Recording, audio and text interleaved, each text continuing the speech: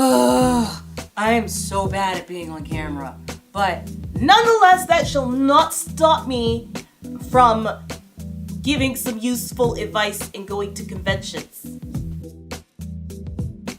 I have gone to various conventions, which are DCC, or Denver Comic Con, San Diego Comic Con, Nandes Con, which is a local anime convention in Colorado, one that's called Galaxy Fest, that's a local convention in Colorado Springs, and then off and on like other little cons that have popped up around my state. But I have gone to 2 out-of-state conventions and had a blast at both.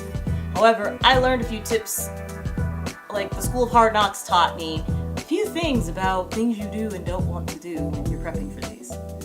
Prepare your parking!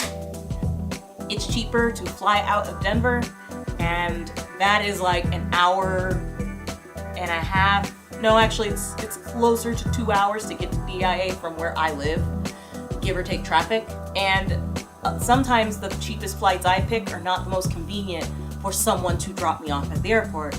Wally Park, I believe I paid $5 a day for my parking, which is a lot better than paying $20 a day for the 2 people parking. But in my case, we had 4 people traveling with us, so it was dirt cheap. So this goes back to the same thing with the airport parking. You can do this additionally with traditional parking. There are websites like Park Hero, Spot Hero, like I think it's Spot Hero. I'll put a magic of editing. I'll put some stuff like right here and in the bottom in the links so that you can check out what parking spots you want to get in advance. These websites are nice because you can, 1, buy your parking a lot cheaper in certain cases, and you also can save yourself time because you know exactly where you're gonna go park instead of just driving around in circles for endless days, years, taking away from your time.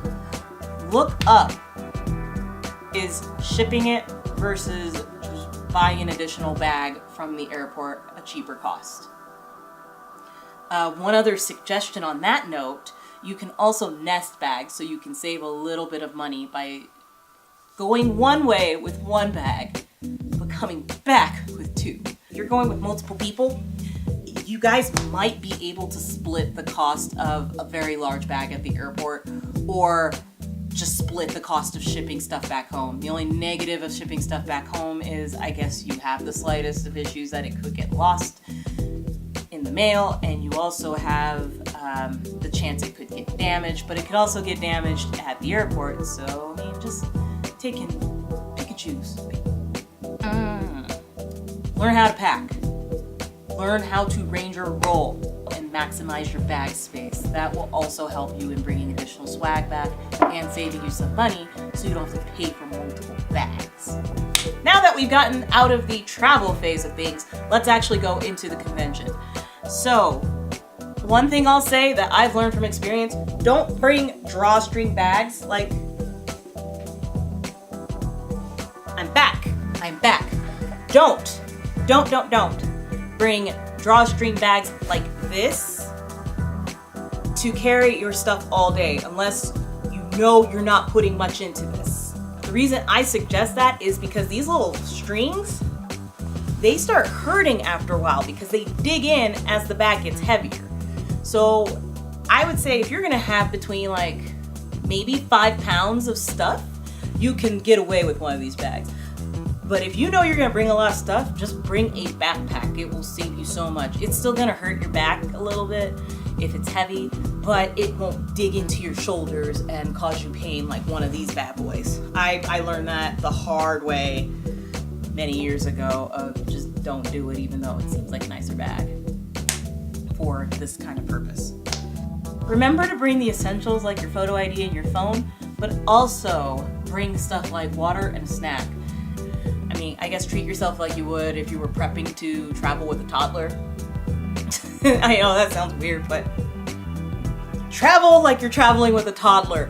Bring snacks to keep them appeased. Bring snacks to keep yourself appeased. It might be a while before you get to a point where you can easily go get snacks. Or if you're trying to save money, you can save a lot of money by bringing your own snacks And the conventions usually have water, but sometimes they run out. Wear comfortable shoes. If you're in cosplay, bring an additional pair of shoes with you. The last thing you want is to hurt your feet so badly you can't do anything further at the convention. You can wrap it up in something plastic, bring those and switch your shoes out as you need to throughout the day, but please bring some comfortable shoes. The last thing you want to do is fuck your feet up just because you want to look good all day.